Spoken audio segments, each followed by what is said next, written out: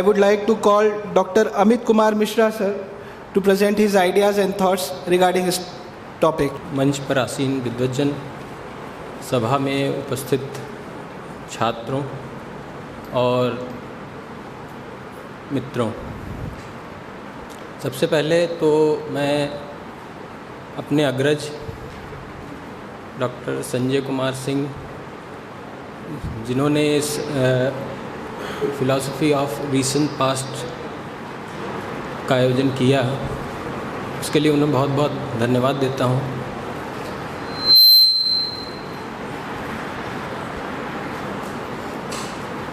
और दूसरा, यहाँ मुझे बरबस अपने सेमिनार में खींच लाने के लिए उनका स्नेह बहुत महत्वपूर्ण रहा, क्योंकि मेरी कुछ ऐसी व्यक्तिगत परिस्थितियाँ थीं जिससे मैं आने में असमर्थ था, लेकिन ईश्वर और उनका स्नेह, ये दो ऐसे महत्वपूर्ण बिंदु रहे जिसके कारण मैं आज यहाँ इस सभागार में उपस्थित हूँ और अपनी बातें कहने के लिए, अपनी विचारों को आप लोगों से शेयर करने के लिए उपस्थित हूँ। मैंने जिस विषय पर अपनी बात रखने का मन बनाया है वो प्रोफेसर संगमलाल पांडे के लोकायनवाद की समकालीन संदर्भ में प्रासंगिकता है, जिसमें लैंगिक समानता की समस्या को मैंने उससे जोड़ने का प्रयास किया है।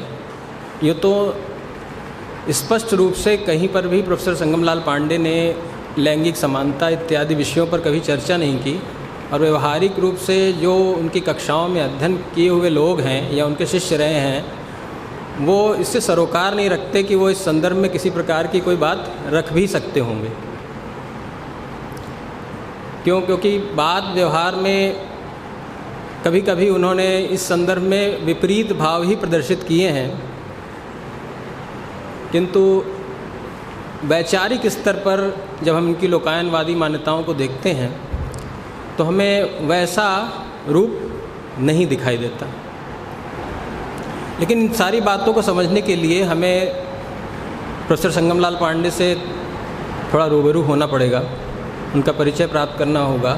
ऐसे बहुत तेरे लोग जो यहाँ पर सभागार में उपस्थित हैं और जो फिलॉसफी के फील्ड से, टीचिंग फील्ड से जुड़े हुए हैं, वो प्रोफेसर संगमलाल पांडे का नाम उनके लिए कोई नया नहीं है।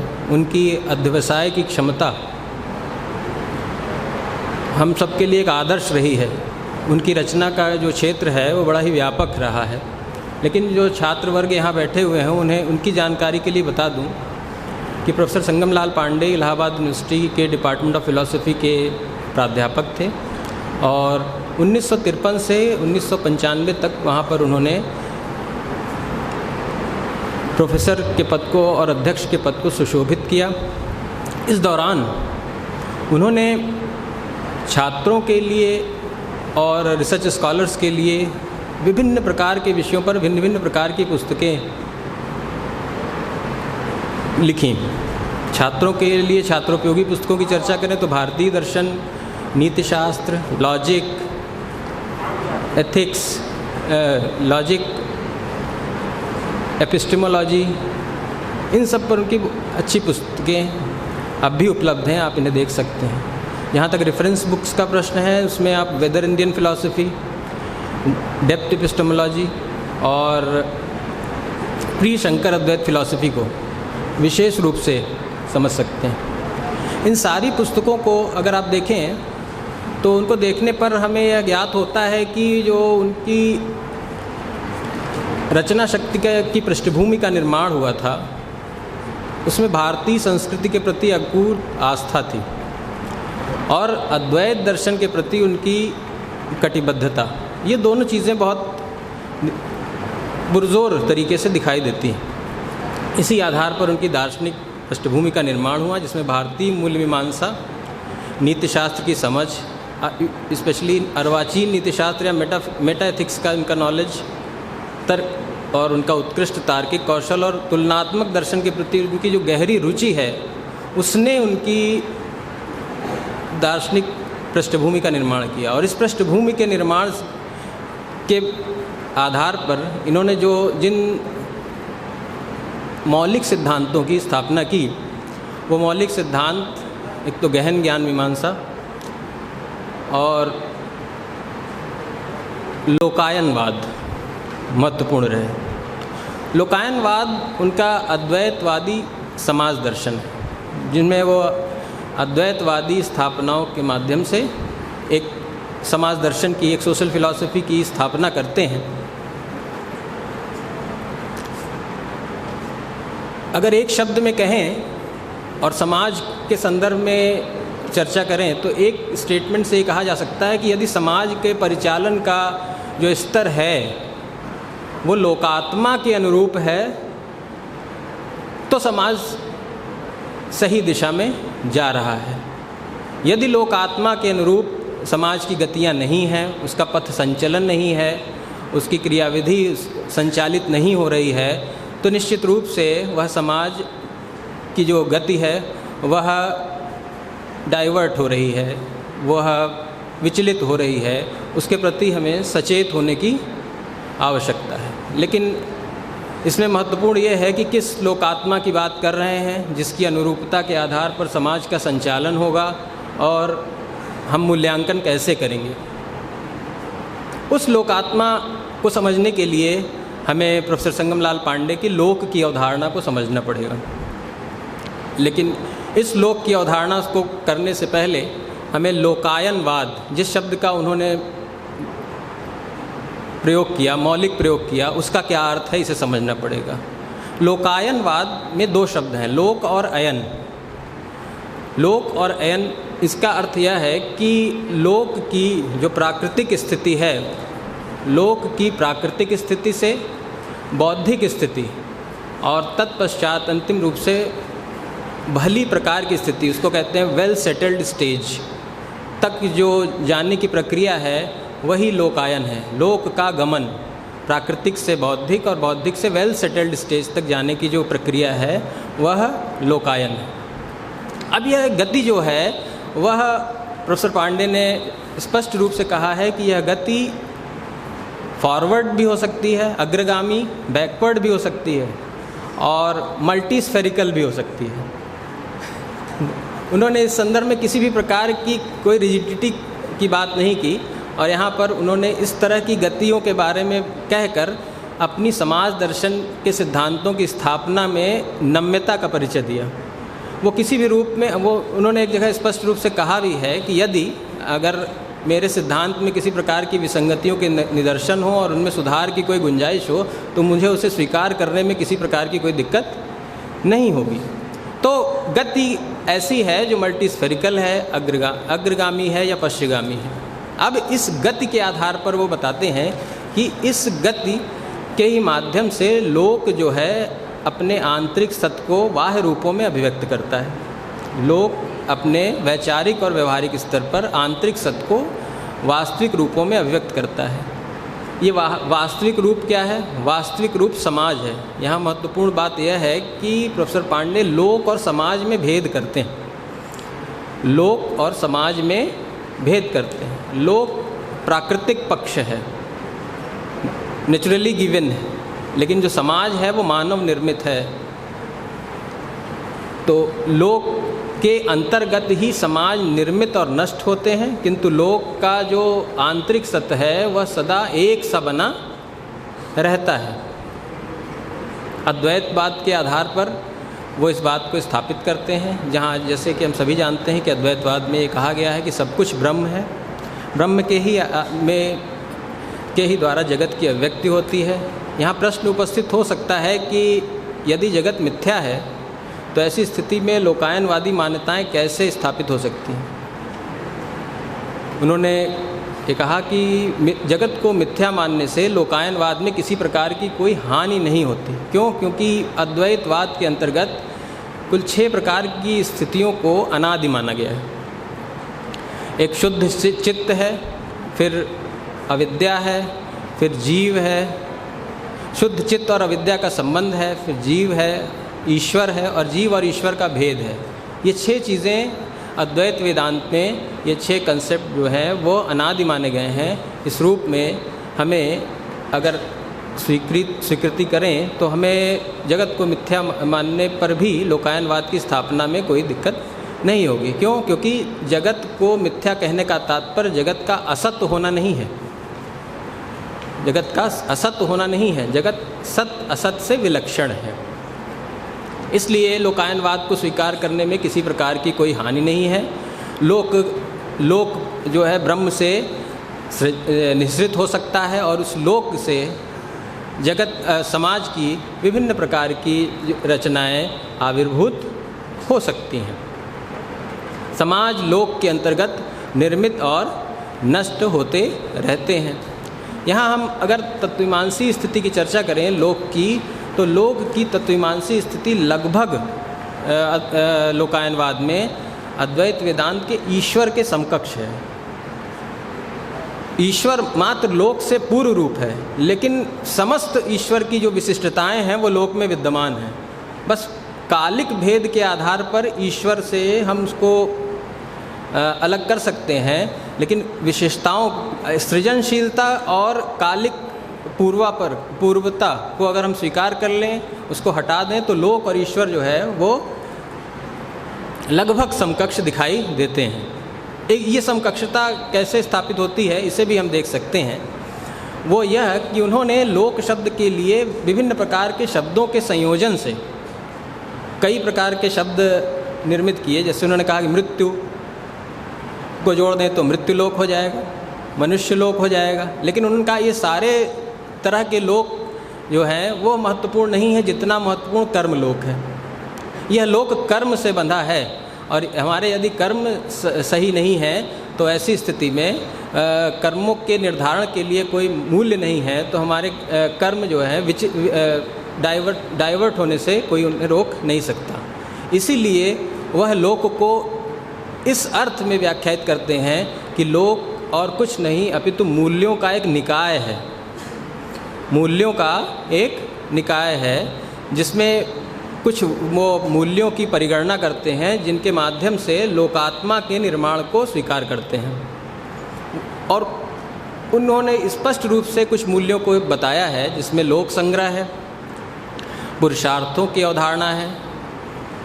पुरुषार्थ में भी धर्म आधारित, धर्म सम्मत अर्थ और काम, इसे परिगणित किया है।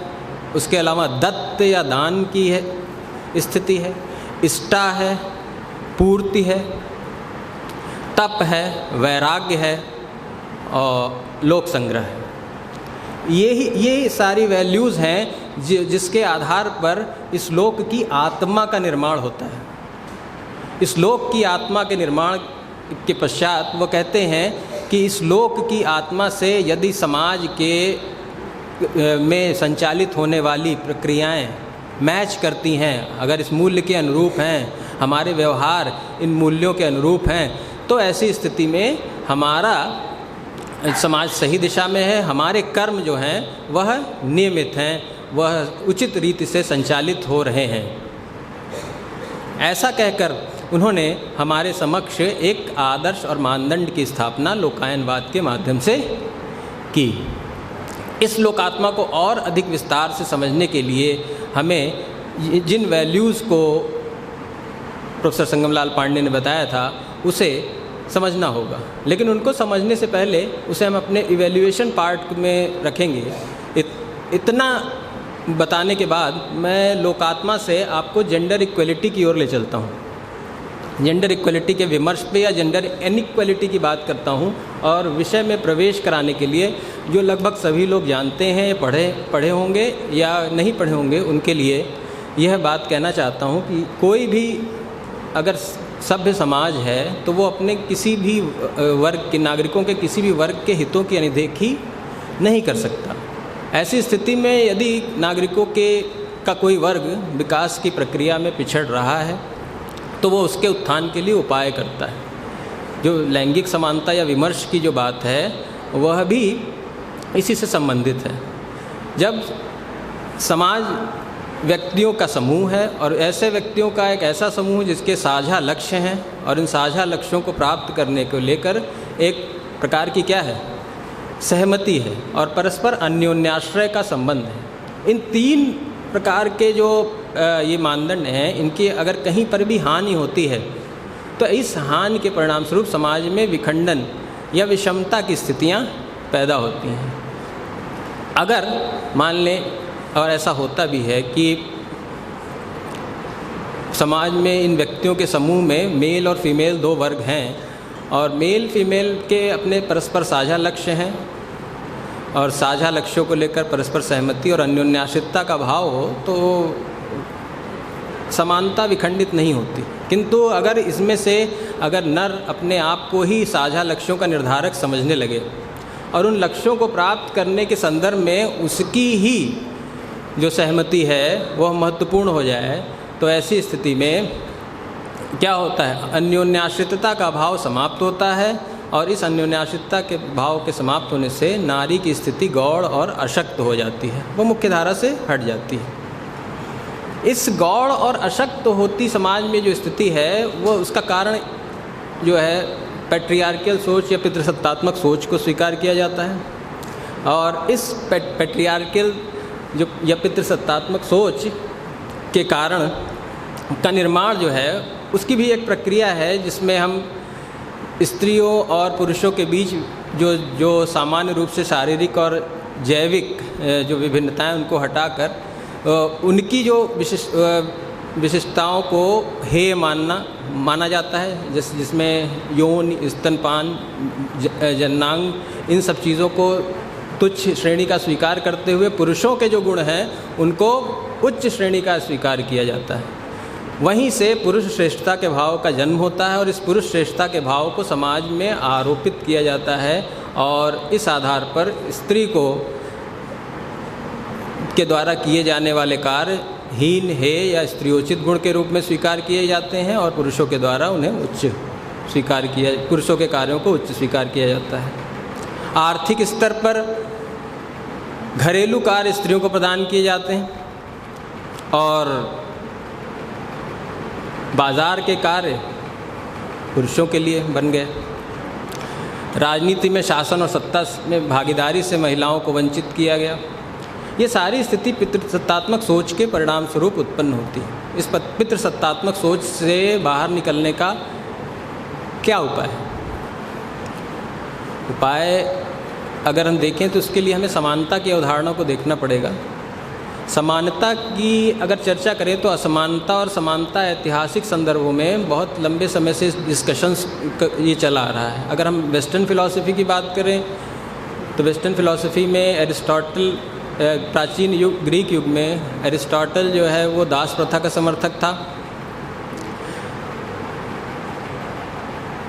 आधुनिक युग में दास प्रथा का समर्थन करते हुए असमानता का समर्थक था। आधुनिक युग में कार्लाइल हैं, बर्क हैं, कोलरिज हैं, ये सब भी असमानता का क्या करते हैं, समर्थन करते हैं। इनके समर्थन के पीछे जो तर्क ये है कि ये लोग या तो असमानता से लाभ प्राप्त करता वर्ग के हैं, इनको असमानता से क्या मिलता है, लाभ मिलता है और इस लाभ के कारण वो इस असमानता को समाप्त नहीं होने देना चाहते, वो समानता में उसको परिवर्तित नहीं करना चाहते, इस लाभ को वो ट्रांसफ़र नहीं करना चाहते किसी दूसरे वर्ग को, इसलिए वो असमानता का समर्थन करते हैं। रही बात समानता की बात, तो समानता का भी समर्थन करने वाले समान रूप से उपलब्ध हैं। आप प्राचीन ग्रीक में स्टोइक्स को ले सकते हैं। वो स्टोइक्स ने दास प्रथा का विरोध किया था और इस विरोध के आधार पर यह बताया था कि समानता महत्वपूर्ण है। उसके बाद भारतीय परंपरा में आप अद्वैतवाद को देख सकते हैं। ये सब चीज़ें समानता की बात करते हैं। समानता का जो समर्थन करने वाले हैं उनके अपने महत्वपूर्ण तर्क हैं, जिसके आधार पर अगर असमानता अगर लाभ प्राप्त करता वर्ग है और उसको ट्रांसफ़र नहीं करने देना चाहता, तो वहीं समानता के समर्थक समानता को स्वीकार करने के लिए तर्क उनका यह है कि हमारी क्या है, हमारी बुद्धि और अनुभूति का अनुभूति का जो स्तर है वो सब में समान है, विभिन्न प्रकार की शारीरिक और मानसिक विभिन्नताओं के बावजूद भी, इसलिए हम समानता को चाहते हैं। कांट ने अगर अब एथिकल स्टैंडर्ड की बात करें तो मनुष्य को स्वयं को साध्य मानने के नियम में समानता की चर्चा की है। हमें साधन के रूप में इस्तेमाल नहीं किया जा सकता। अगर हम रिलीजियस स्टैंडर्ड्स की बात करें तो ईसाईयत में भी सबको एक ही पिता की संतान के रूप में स्वीकार किया गया। तो ये सारी चीज़ें समानता की स्थापना के लिए जो है तर्क हैं, और इन्हीं आधार पर समानता की स्थापना की बात की जा सकती है। तो ऐसा ऐतिहासिक संदर्भों में हम जो है समानता और असमानता के इस द्वंद्व को देख सकते हैं, और ये द्वंद्व गंभीर भी है। लेकिन हम एक सभ्य समाज के प्राणी हैं और हमें समानता का समर्थन करना चाहिए, और इसलिए हम समानता की स्थापना का पक्ष रखेंगे, और इसलिए ऐसा किया भी गया। तो प्रश्न उठता है कि समानता की स्थापना कैसे हो। हम रूसों को लें। रूसों ने दो प्रकार की असमानताओं की चर्चा की है। एक तो प्राकृतिक असमानता है और दूसरी कृत्रिम असमानता है। रूसों ने कहा कि स्त्री और हम प्राकृतिक असमानताओं को दूर नहीं कर सकते, लेकिन कृत्रिम असमानताओं को हम दूर कर सकते हैं। और इन कृत्रिम असमानताओं को दूर करने के संदर्भ में कैसे दूर किया जा सकता है, तो उसके लिए हम कह सकते हैं कि सोशल चेंज के द्वारा, सामाजिक परिवर्तन के द्वारा इन कृत्रिम असमानताओं को दूर किया जा सकता है। तो लैंगिक असमानता एक कृत्रिम असमानता है, और इसमें परिवर्तन की आवश्यकता है। और ये सोशल चेंज जो है वह कैसे होगा?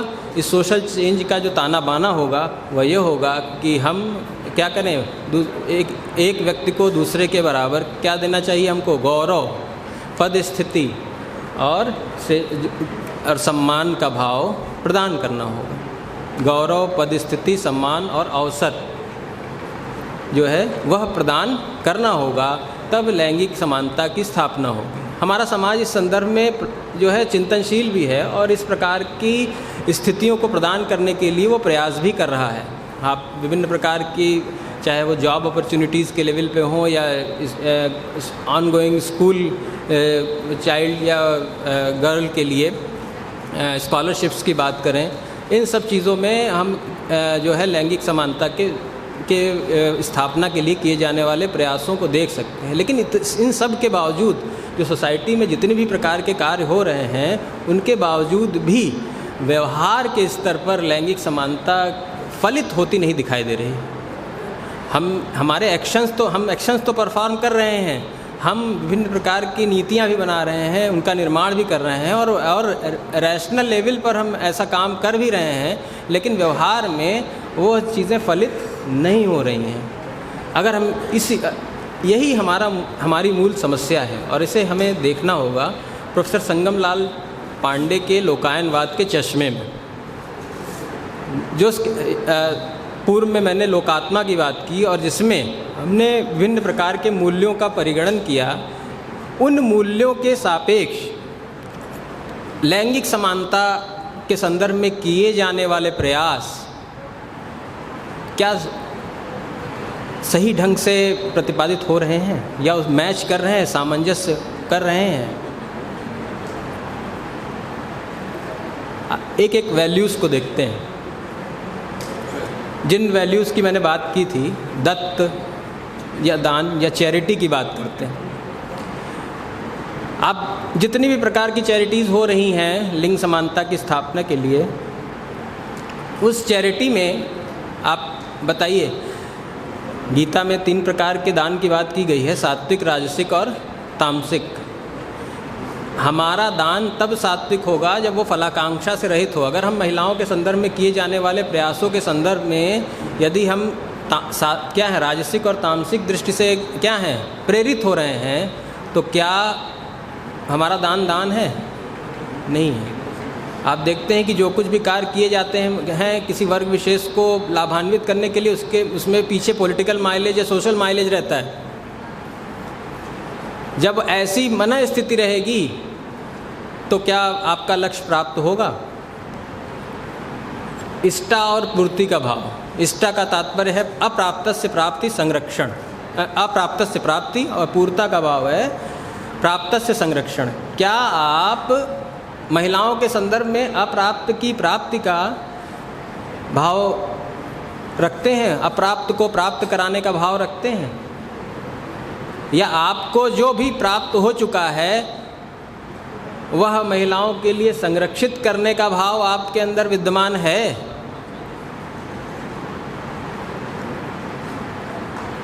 रही बात तप की, तो तप स्पष्ट रूप से अहम के त्याग और शुद्ध मनोभावों की बात करता है। क्या हम इस रूप में शुद्ध मनोभावों से युक्त हैं? वैराग्य के संदर्भ में चर्चा करते हुए हम यह प्रश्न कर सकते हैं कि क्या पुरुषवादी सोच जो है वह अपनी श्रेष्ठ स्थिति के प्रति राग से मुक्त हो पाई है, कि उसका अट्रैक्शन अपनी जो है वो सो कॉल्ड सर्वश्रेष्ठ स्थिति की ओर बना हुआ है। इन वैल्यूज़ के सापेक्ष अगर हम देखते हैं तो हम सारे उत्तर नकारात्मक ही पाते हैं, और नकारात्मक उत्तर पाए जाने पर सर्वगत कल्याण या लोक संग्रह की स्थापना कैसे होगी, ये समझ से परे है। तो जब लोक संग्रह की स्थापना नहीं हो रही है तो ऐसी स्थिति में स्पष्ट रूप से यह दिखाई दे रहा है कि हमारे अर्थ और काम धर्म से संबंधित नहीं है। तो वैल्यूज़ का जो ताना बाना प्रोफेसर संगमलाल पांडे ने बुना था, जिस रूप में उन वैल्यूज़ को स्वीकार किया था, उनके सापेक्ष यदि तुलना करें तो लैंगिक समानता की स्थापना के संदर्भ में किए जाने वाले प्रयास अधूरे दिखाई देते हैं। यहाँ नीयत की समस्या है, शुद्ध भावों की समस्या है। हम देते हैं लेकिन मन से नहीं देते हैं। हमारे भौतिक रूप से दिखाई देने वाले कार्यों में आध्यात्मिक रूप से विसंगति पाई जा रही है, आध्यात्मिक विसंगति है। इसलिए प्रोफेसर संगमलाल पांडे की दृष्टि में अगर हम बात करें तो मैं अपनी बात यह कहूँगा कि यदि हमें समाज में वास्तविक अर्थों में लैंगिक समानता के आदर्श को प्राप्त करना है तो ऐसी स्थिति में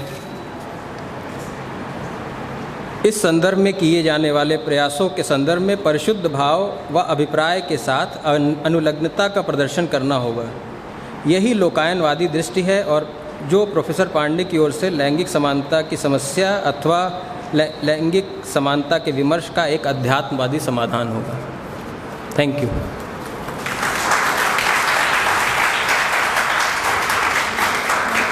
बहुत बहुत धन्यवाद सर।